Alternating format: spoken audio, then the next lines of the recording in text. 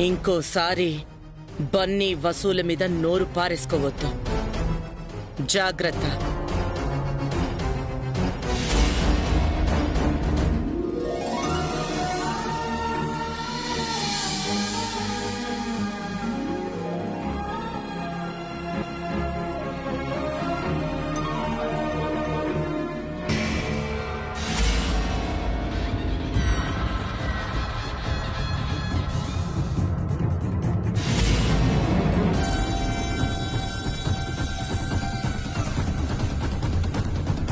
అక్కడ పేక ముక్కలున్నాయి కదా,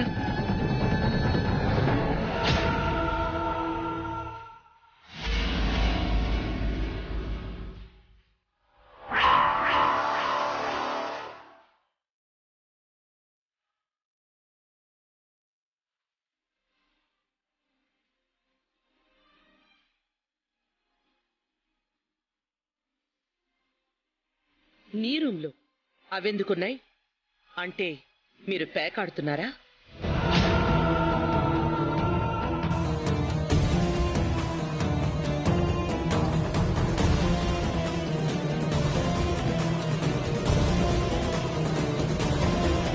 ఈ ఇంట్లో ఇలాంటి వెధవ పనులు చెయ్యకూడదని నీకు తెలీదా? ఎవరు చేశారు ఈ పని?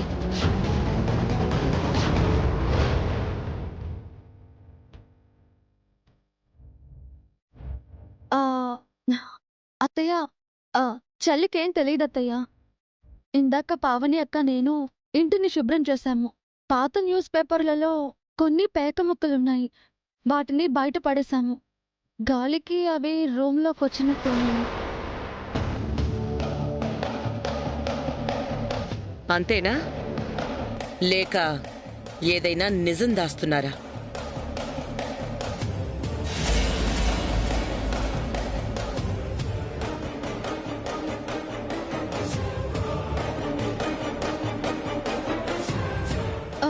లేదత్తయ్య, గాలికొచ్చాయి. బయట పడేస్తాను. నిజంగా ఈ ఇంట్లో ప్యాకాట్ ఎవరైనా ఆడారని తెలిసిందో పీక పిసికి చంపేస్తాను. ఇంట్లో నుంచి గెంటేస్తాను.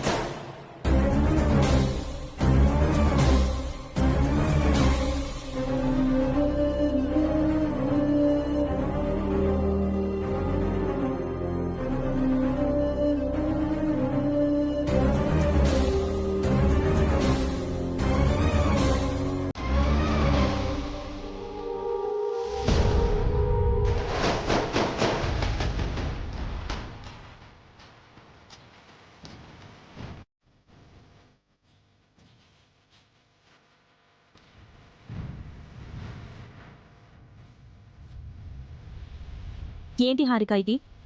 బన్నీ మీద నిందలేసావేంటి? ఆ చిన్న పిల్లాడిన దొంగ అన్నావు.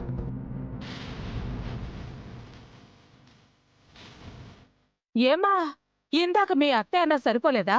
ఇప్పుడు నువ్వు కూడా అంటున్నా? బన్నీ, వెళ్ళి ఆడుకో.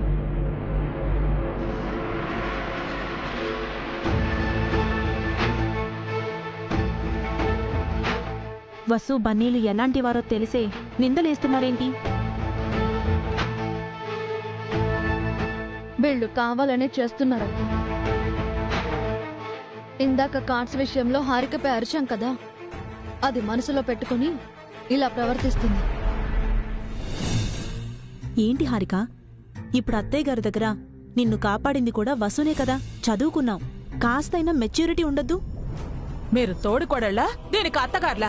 ఎందుకు దీన్ని కాకులా పొడుచుకు తింటున్నారు? ఇంకాపుతారా పిన్ని గారు? ఇదంతా మీ వల్లే వచ్చింది. హారికని అనవసరంగా చెడగొడుతున్నారు.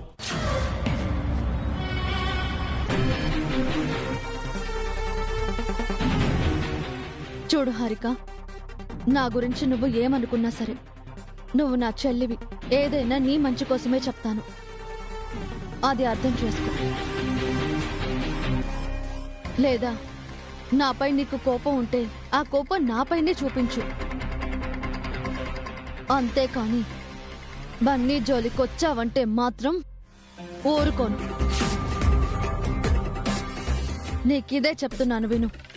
నేను ఎన్ని బాధలైనా పడతాను, కానీ బన్నీ కంటి నుంచి ఒక్క కన్నీటి బొట్టు బయటకొచ్చినా నన్ను నువ్వు తట్టుకోలేవు. నేనేం చేస్తానో ఊహించలేవు.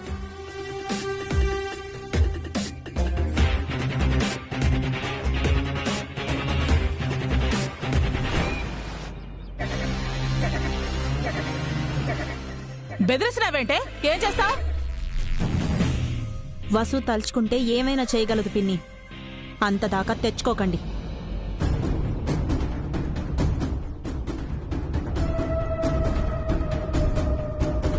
చూడు హారిక, మన ముగ్గురం ఒకే తల్లి పిల్లల్లా కలిసిమెలిసి ఉండాలి. మేమేం చేసినా నీ మంచి కోరే చేస్తాం. నువ్వింకా చిన్నపిల్లవని అన్ని పనులు మేమే చేస్తున్నాం. మా తోడబుట్టిన చెల్లెల్లా చూసుకుంటున్నాం. అది అర్థం చేసుకోకుండా పంతానికి పోయి పగా ప్రతీకారం అన్నావంటే నష్టపోయేది నువ్వే. గుర్తుపెట్టుకో. రావసు.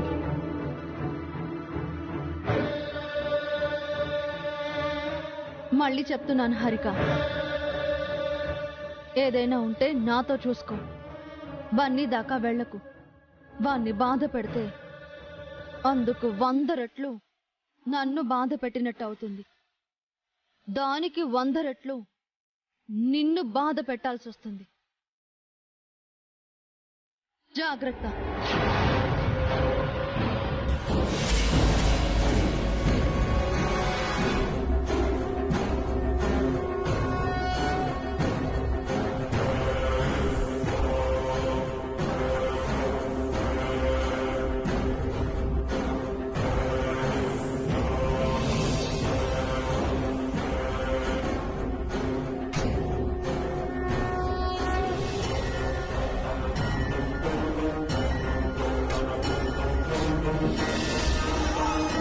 వాళ్ళంతా ఒకటైపోయారే, మనమే వేరైపోయాం. వీళ్ళు మనల్ని బతకనివ్వరు, చంపేస్తారు. అంతదాకా వస్తే నేనూరుకుంటానా ఆంటీ? మాటలు పట్టం తప్ప నువ్వేం చేయగలవే? నేనేంటో చూపిస్తాను. అదేదో ఇప్పుడు చూపించవే. చూపిస్తాను, ఇప్పుడే చూపిస్తాను.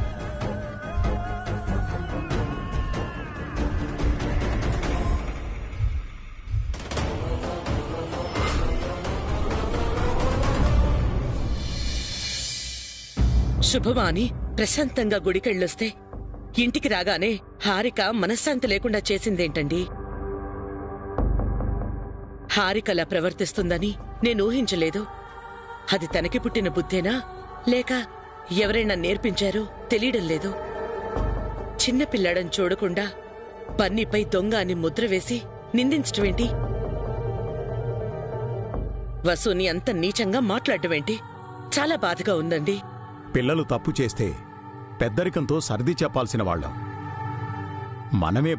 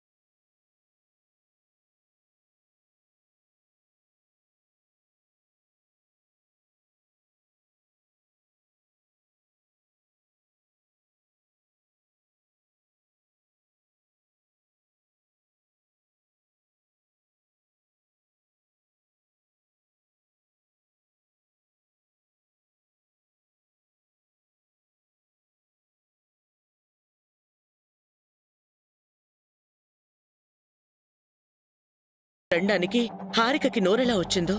హారిక కూడా చిన్నపిల్లే జయంతి. ఏదో విషయంలో తన కోపం వచ్చింది, ఆపుకోలేక అనేసింది. దాన్ని పెద్దగా పట్టించుకోకు, క్షమించి వదిలేసే. లేదండి, హారిక తెలుసుకోవాలి. తను డబ్బునింటి నుంచి వచ్చుండొచ్చు, వసుకి డబ్బు లేకపోయి ఉండొచ్చు. కానీ మంచి కుటుంబం ఉంది, సంస్కారం ఉంది. అది హారిక గ్రహించాలి, వీలైతే నేర్చుకోవాలి, తన అడుగుజాడల్లో నడవాలి. ఈ కాలంలో అలా ఎవరు చేస్తున్నారు జయంతి? ఏ నన్ను చూసి పావన్ నేర్చుకోలేదా? పావనిని చూసి వసు నేర్చుకోలేదా? హారికెందుకు నేర్చుకోదు? ఒక చేతికున్న అన్ని వేళ్లు ఒకేలా ఉండవు కదా, అలాగే అందరూ మనుషులు ఒకేలా ఉండరు. కాని ఈ కుటుంబం అంతా ఒకటిగా ఉండాలంటే అందరూ ఒక మాట మీదే ఉండాలి. ఎవరి మధ్య కూడా అభిప్రాయ భేదాలు రాకూడదు. రాకుండా ఎలా ఉంటాయి? కాకపోతే మనమే సర్ది చెప్పాలి, అందరూ కలిసి ఉండేలా చేయాలి. ఏది ఏమైనా హారిక మాటలకి కళ్ళెం వెయ్యాలండి. తన పద్ధతి మార్చాలి. ఈ విషయం గురించి నువ్వు అతిగా ఆలోచించకు, నీ మనసు పాడు చేసుకోకు. హారిక తెలుసుకుంటుంది, లేదా హారికకు తెలిసేలా పావని సర్ది చెప్తుంది. హారిక ఎంత అరిచినా వసు ఏం పట్టించుకోదు. అర్థమైందా? హారిక కూడా వసుని అర్థం చేసుకోవాలండి. నేను మారినట్టు హారిక మారాలి.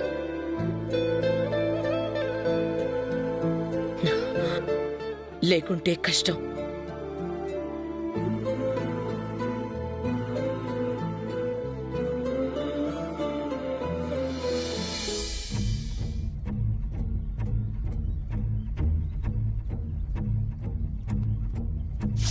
బన్నీ వసూల మీద నోరు పారేసుకోవద్దు. జాగ్రత్త. నిజంగా ఈ ఇంట్లో ప్యాకాట్ ఎవరైనా ఆడారని తెలిసిందో పీక పిసికి చంపేస్తాను, ఇంట్లో నుంచి గెంటేస్తాను. ఒక్క కన్నీటి బొట్టు బయటికొచ్చినా నన్ను నువ్వు తట్టుకోలేవు. నేనేం చేస్తానో ఊహించలేవు.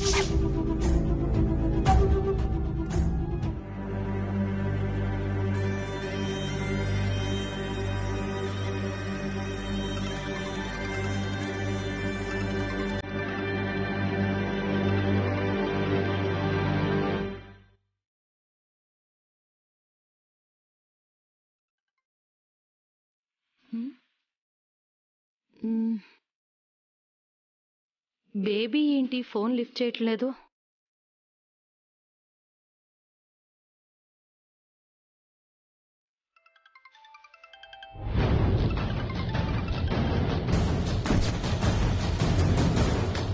హలో, బిజీగా ఉన్నావు బేబీ? లేదు, కోపంగా ఉన్నాను. ఎందుకు? ఇక్కడ నాకు ఇన్సల్ట్ జరిగింది. వాట్? నిన్ను అవమానించిన వాళ్ళు ఎవరు బేబీ? ఇంకెవరు? నా అత్త మావలు, తోడి కోడళ్ళు, ఆఖరికి అఖిల్ కూడా. అందరూ కలిసి నన్ను నాన్న మాటలని అవమానించారు. నువ్వు చెప్పేది నిజమా బేబీ? అరే, నీకెందుకు అబద్ధం చెప్తాను? అంటే నువ్వు కూడా నన్ను నమ్మవా? నో, వాళ్ళు నిన్ను ఎలా అవమానించారా అని అసలేం జరిగింది? దీనంతటికి కారణం ఆ వసునేమో. ఈరోజు మార్నింగ్ నా ఫ్రెండ్స్ వచ్చారు. మేము కార్డ్స్ ఆడుకుంటుంటే వసు అక్క నన్ను తిట్టింది. ఆ తర్వాత అఖిల్ తిట్టాడు. ఆ కోపంలో నేను బన్నీని ఒక్క మాట అంటే అత్తయ్య, మావయ్య, పావని అక్క అందరూ నన్నే అన్నారు. సుమ ఆంటీకి తప్ప ఇక్కడ అందరూ నాకు యాంటీ అయిపోయారు మామ్.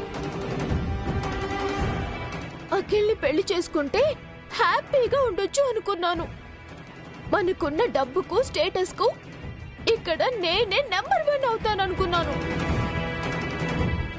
బట్ అంతా తలకిందులైపోయింది.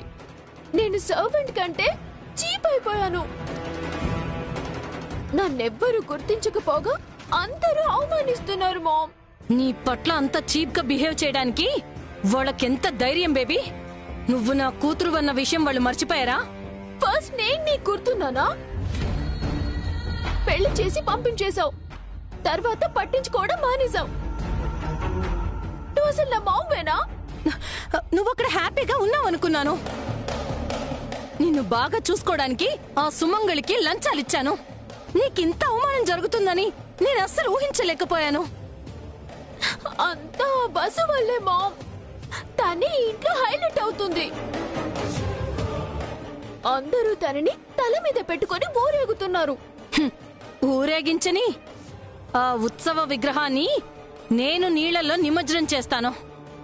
నేను రేపు మార్నింగ్ అక్కడికి వస్తున్నాను. నేనేంటో చూపిస్తాను. నువ్వేం ఫీల్ అవ్వకు, ఓకే? ఓకే మామ్, రేపు త్వరగా వచ్చే. వస్తాను. ఉసై వసు, నా బేబీతోనే పెట్టుకుంటావా? నేను నామరూపాలు లేకుండా చేస్తానే. ఏ ఇంట్లో నువ్వు గౌరవంగా బ్రతుకుతున్నావో అదే ఇంట్లోనే నిన్ను అవమాన పాలు చెయ్యకపోతే నా పేరు చాముండేశ్వరే కాదు.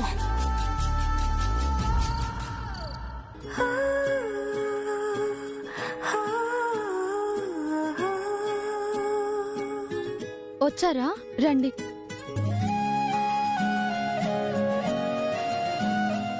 అను, కీర్తి ఎప్పుడొచ్చారు?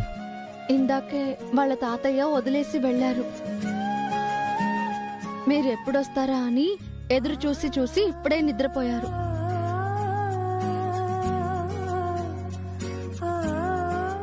ఆ, పిల్లల రూమ్లో ఏసీ పనిచేయట్లేదండి, అందుకే ఇక్కడ పడుకోబెట్టాను. మనకి టెర్రస్ పైన పడుకోవడానికి ఏర్పాటు చేశాను. టెర్రస్ మీద? ఏ వద్దా అండి? ఆరు బయట పడుకుని చాలా రోజులైందండి. న్యాచురల్ ఎయిర్లో చంద్రుని చూస్తూ చుక్కలు లెక్క పెట్టడం చాలా బాగుంటుంది కదా? అవునండి, ఆరు బయట వెన్నెల్లో పడుకోవడం నాకు కూడా చాలా ఇష్టం అండి. సరే, నేను ఫ్రెష్ అయ్యి వస్తాను. తర్వాత పైకి వెళ్దాం. అదేంటి, భోంచేయరా? ఓ, ఐఎమ్ వెరీ సారీ. నేను తినేసి వచ్చాను. మీరు తిన్నారా? పిల్లలతో పాటు తినేసానండి. నైస్. నేను పైన ఉంటానండి. సరేనండి, నేను ఫ్రెష్ అయ్యి వచ్చేస్తాను.